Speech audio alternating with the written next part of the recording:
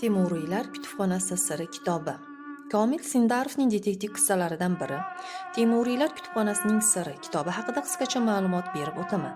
Ushbu kitobda tarixni bizgacha ma'lum bo'lgan, ammo haligacha ochilmagan sir sinoati haqida Hazrati Bashir qishlog'idagi oddiy bir cho'ponni o'ldirilib ketishi voqeasi, jinoyatni fosh etishga bel bog'lagan tergovchilarning uddaburonliklari, bu jinoyat atrofida juda ko'pchilikni o'ralashib qolishi, bir jinoyat ortidan boshqa jinoyat izlarini topilishi.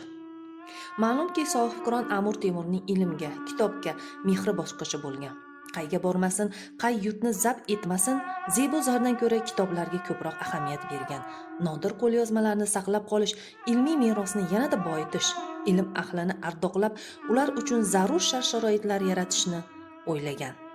Temuriylar kutubxonasi yoki Ulug'bek kutubxonasi nomi bilan mashhur bu ilmiy dargoh Mirzo Ulug'bek vafotidan keyin taxt tepasiga kelgan xurofot, jaholat kuchlari ta'sirida sirli ravishda yo'q qilingan.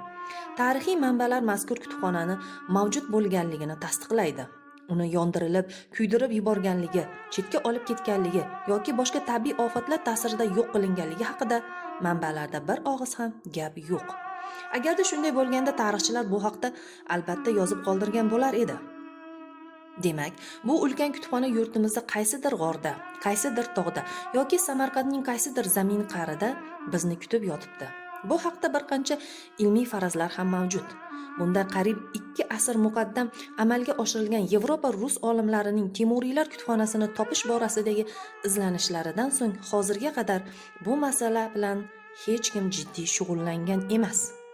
Qizig'i, qadimiy Temuriylar kutubxonasi bilan oddiy cho'ponni o'ldirilib ketilishi o'rtasida qanday bog'liqlik bo'lishi mumkin?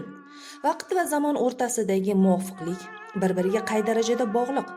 Savollarga javobni ochiq qoldiraman. Yaxshisi, mutolaadan so'ng sizni bahsga chorlayman.